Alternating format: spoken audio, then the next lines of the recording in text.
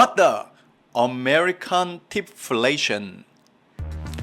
미국에 여행을 가게 되면 한국인들이 가장 놀라고 당황하는 문화가 바로 팁 문화입니다.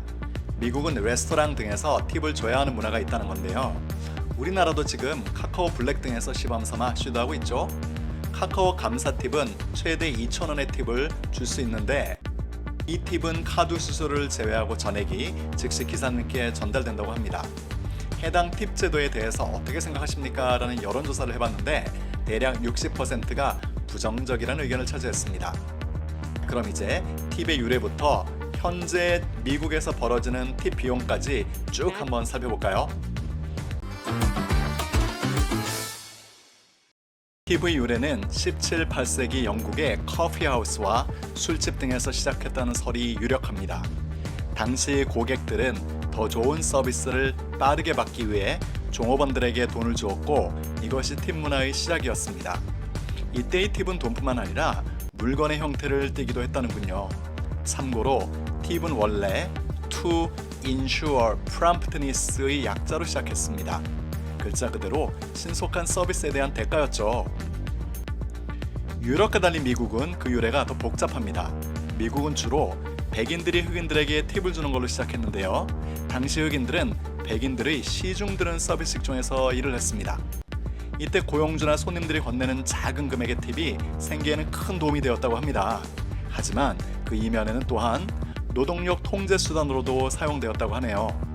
팁이라는 명목의 적은 금액으로 더 많은 노동력을 부려먹은 거죠. 즉 팁이 그들에게는 양면의 동전이 되었습니다.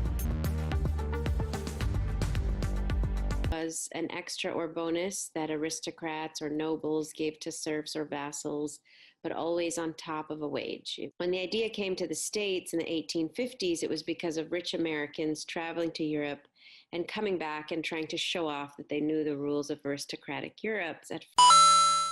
Trying to show off that they knew the rules of first Americans, rejected as a vestige of feudalism, said we are a democracy. But that idea changed right after emancipation of slavery, when the restaurant lobby wanted the right to hire newly freed slaves, not pay them anything at all, and have them live entirely on tips.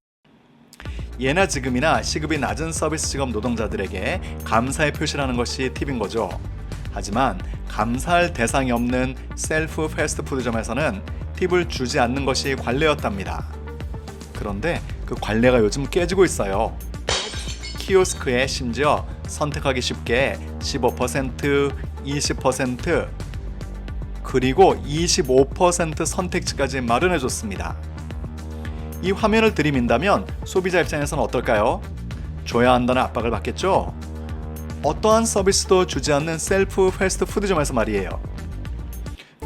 Tipflation refers to not just that we're tipping more, but we're tipping everyone for everything. You're being guilted into tipping on something that is not technically a service. It's someone simply doing their job. That is not technically a service. In those situations, consumers are feeling resentful. Where do you draw the line? 팁을 꼭 줘야 하냐고 물으신다면 사실 법적으로 정해진 룰은 아니랍니다. 하지만 미국에서는 택시기사, 웨이터 등등 서비스 업종에서 일을 하시는 분들이 일을 할 때 대부분 최저 시급을 받습니다. 그래서 팁을 당연하게 예상을 하고 있기도 하고 안 주면 따가운 시선을 느낄 수도 있을 거예요. 팁 문화의 강제화라고 할까요? Straight. If you live in America, you have to tip. Servers here rely on tipping to make a living. Servers here rely on tipping to make a living. And as long as that's true, if you don't do it, you're an asshole. Sorry. Thank you. But just because that's the system we have doesn't mean it's a good system. And tipping is a custom that shortchanges servers, inconveniences customers, and makes the dining experience worse for everyone. 레스토랑의 경우 기본적으로는 15% 정도의 팁을 주고요.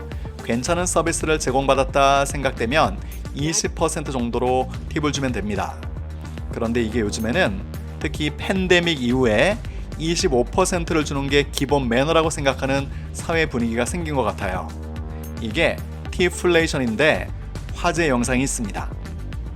She thought she'd left a fair tip for her pizza delivery, but the DoorDash driver didn't agree, and he let the homeowner have it with some not so nice language.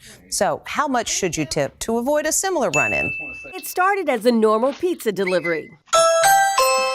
The delivery guy hands over the pizza, but he's clearly not happy with his tip.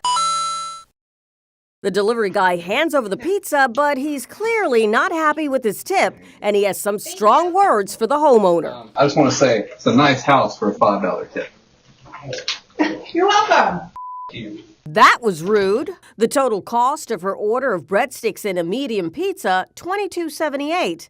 So the $5 she gave the DoorDash delivery guy comes out to a 22% tip. Sounds pretty reasonable.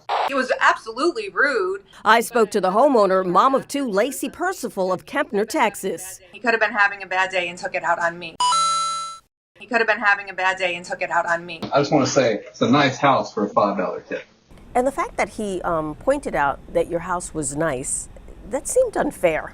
100%. I still tip and I'm still doing the right thing, and yet to still be treated that I should be doing more because of where I am in life. You didn't like it, then I'm sorry. Maybe go find a different job that pays more. 어떠세요? 팁플레이션에서 해방된 우리나라 정말 좋지 않나요?